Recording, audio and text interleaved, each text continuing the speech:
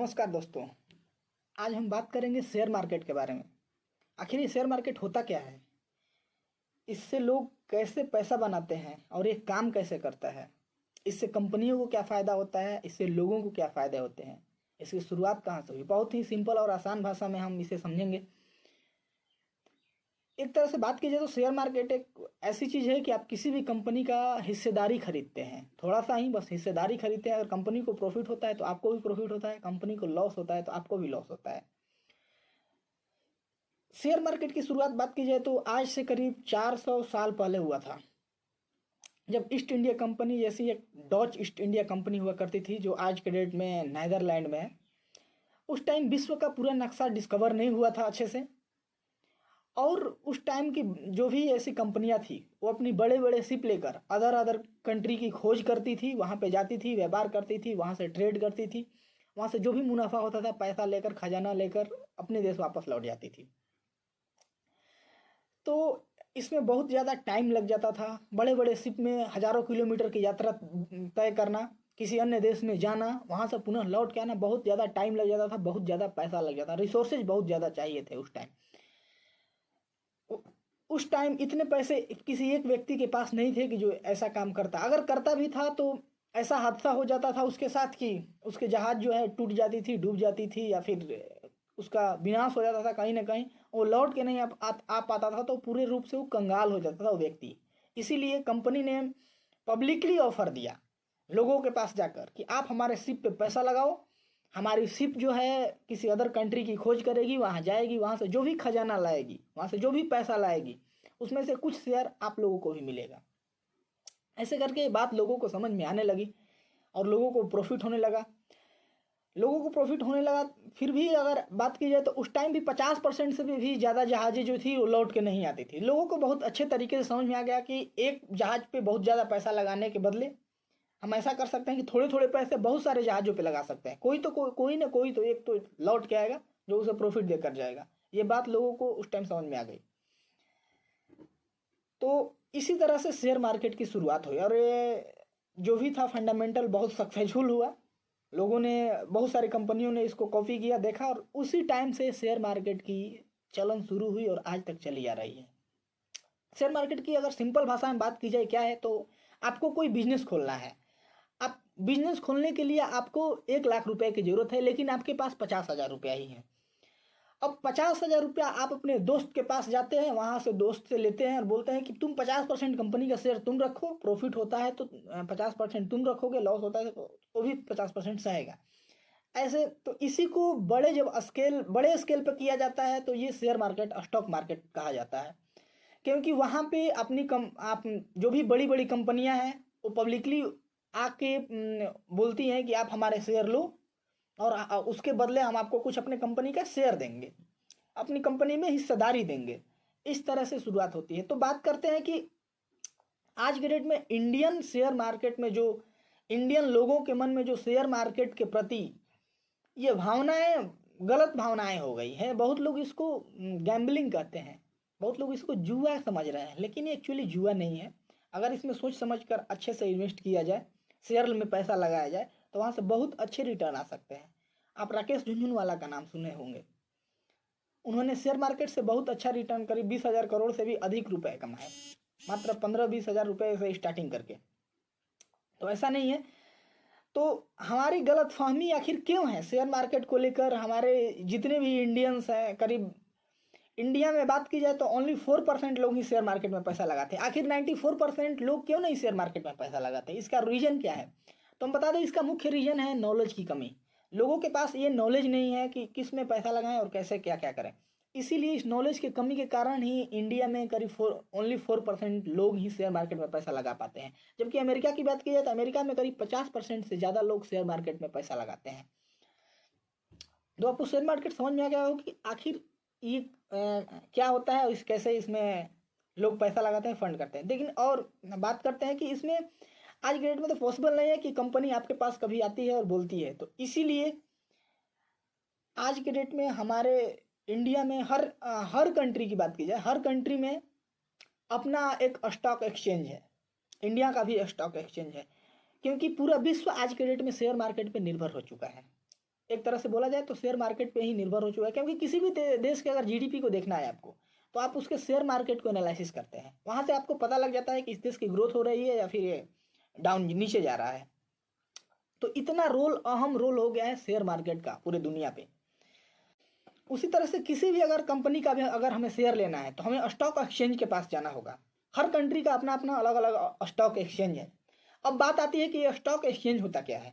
Stock exchange वो building है जहाँ पे बहुत सारी कंपनियाँ अपना जाके वहाँ पे लिस्टेड हैं, वहाँ पे अपना लिस्ट बना के वहाँ पे लिस्टेड हैं, इसलिए कि हम अपने शेयर को किस पब्लिकली बेचना चाहते हैं, पब्लिकली लोगों को देना चाहते हैं। तो इंडिया में भी 2 स्टॉक एक्सचेंज हैं, पॉपुलर स्टॉक एक्सचेंज 2 हैं। First Bombay stock exchange and second national stock exchange. Bombay stock exchange की बात की जाए तो बॉम्बे स्टॉक एक्सचेंज में आज करीब 5400 कंपनियां लिस्टेड हैं एंड नेशनल स्टॉक एक्सचेंज में करीब 1700 कंपनी लिस्टेड है। तो वहाँ पे अभी हमें अब समझ नहीं आता, ये हमें बात आती है कि आखिर हम किस कंपनी में पैसा लगाएं, आखिर हम जांच कैसे करें कि कौन सा सेंसेक्स कौन से स्टॉक एक्सचेंज मतलब ऊपर जा रहा है, ग्राफ नीचे जा रहा है। उसके लिए हमें एक मेजरमेंट दिया गया है जिसे हम सेंसेक्स और निफ्टी के नाम से जानते हैं। अब समझते हैं कि सेंसेक्स क्या है। सेंसेक्स जो है बॉम्बे स्टॉक एक्सचेंज के टॉप 30 कंपनियों के लिस्ट को दर्शाता है और वहाँ पे वो उसके ग्राफ को दिखाता है कि ये टॉप 30 कंपनी कैसा परफॉर्मेंस दे रहे हैं, कैसे परफॉर्म कर रहे हैं, डाउन जा रही है या अप जा रही है। उसी तरह से निफ्टी 50 जो है नेशनल स्टॉक एक्सचेंज के टॉप 50 कंपनी को दिखाती है कि इसका स्टॉक ऊपर जा रहा है या नीचे जा रहा है। उस तरह से हम मेजर कर पाते हैं कि बॉम्बे स्टॉक एक्सचेंज और नेशनल स्टॉक एक्सचेंज में कि शेयर मार्केट का ग्राफ ऊपर जा रहा है, डाउन जा रहा है, अप जा रहा है। तो अगर आप बात करते हैं कि आखिर इसमें 5400 कंपनियों में मात्र 30 कंपनियों को देखकर हम कैसे पता लगा पाते हैं, ये आपका सवाल बहुत जेन्युइन है। लेकिन मैं आपको बता दूं कि टॉप 30 कंपनियां ही पूरे मार्केट का 65 से 70% शेयर कवर की हुई हैं। इसीलिए हम टॉप 30 कंपनियों को देखकर और जान पाते हैं कि मार्केट ऊपर जा रहा है और नीचे जा रहा है। उसी तरह से सेंसेक्स, उसी तरह से जो निफ्टी 50 है वो नेशनल स्टॉक एक्सचेंज के करीब 65 से 70% शेयर को वो केवल टॉप 50 कंपनी ही अपने में अपने ली हुई है। 70% शेयर जो है वो केवल टॉप 50 कंपनी के ही पास है। इसीलिए उसको देख के हम स्टॉक मार्केट पे नेशनल स्टॉक एक्सचेंज के जितने भी कंपनी है उसके बारे में हम पता लगा पाते हैं कि इसका ग्रोथ हो रहा है या वो अप जा रहा है या डाउन जा रहा है। तो इस तरह से हम मेजर करते हैं स्टॉक एक्सचेंज को, इस तरह से हम मेजर करते हैं स्टॉक एक्सचेंज में लिस्टेड कंपनियों को। लेकिन इतना आसान नहीं होता जितना आसान भाषा में मैंने आपको बता दिया मेजर करना। इसलिए अगर आप शेयर में पैसा लगाना चाहते हैं तो प्रॉपर आपको पहले गाइडेंस लेना होगा, किसी एक्सपर्ट से गाइडेंस लेना होगा या आपको अच्छे से इसके बारे में नॉलेज लेना होगा, क्योंकि बिना नॉलेज लिए आप शेयर मार्केट में पैसा नहीं लगा सकते। अगर लगाएंगे तो आप लूज कर जाएंगे, अपना पैसा आप लूज कर सकते हैं वहाँ पे। तो इसलिए मेरा मानना यही है कि अगर आप पैसा शेयर मार्केट में लगाना चाहते हैं तो फर्स्ट ऑफ ऑल आज के डेट में तो पहले की बात ये होती थी कि जिसको भी शेयर मार्केट में पैसा लगाना होता था वो स्टॉक एक्सचेंज के पास खुद उस बिल्डिंग में जाता था और बिल्डिंग के पास में जाकर और वहाँ पे कंपनी में शेयर खरीदता था और वहाँ पे पर्ची बना के मिलता था। लेकिन आज के डेट में दौर समय बदल चुका है, वैसे अब कोई शेयर नहीं ले रहा। अब आपके पास शेयर लेने के लिए बस 2 चीज़ों की ज़रूरत होती है, एक आपका बैंक अकाउंट और एक आपके पास मोबाइल हो, ठीक है। जिससे कि और इसमें स्टॉक में पैसा लगाने के लिए फर्स्ट ऑफ ऑल दूसरी बात करें तो हमें एक demat account and trading account की जरूरत पड़ती है। अब ये डीमेट एंड ट्रेडिंग अकाउंट क्या है? डीमेट एंड ट्रेडिंग अकाउंट वो चीज़ है जैसे आप बैंक में अकाउंट खुलवाते हैं उसी तरह से आप किसी न किसी ब्रोकर के पास जो एक तरह से मध्यस्थता का काम करता है कंपनी और आपके बीच, उस ब्रोकर के पास आप जाते हैं और अपना अकाउंट खुलवाते हैं। वहाँ पे कुछ चार्ज लेते हो, तो जो भी आप किसी कंपनी का शेयर खरीदते हैं तो वो आपके डीमेट एंड ट्रेडिंग अकाउंट में शो करता है। वहाँ से आप अपना फंड ऐड करके वहाँ से कोई किसी भी कंपनी का शेयर खरीद सकते हैं और बेच सकते हैं। इसके लिए वो कुछ ब्रोकर चार्ज लेते हैं और ब्रोकर चार्ज लेकर और आपको किसी भी कंपनी का शेयर खरीदवाते हैं और बेचवाते हैं।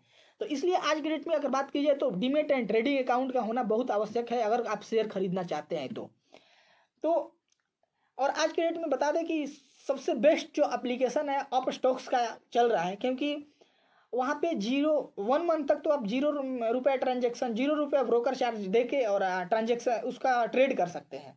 और वहाँ पे अभी आप साइन अप करते हैं तो कुछ डिजिटल गोल्ड भी आपको मिल रहा है।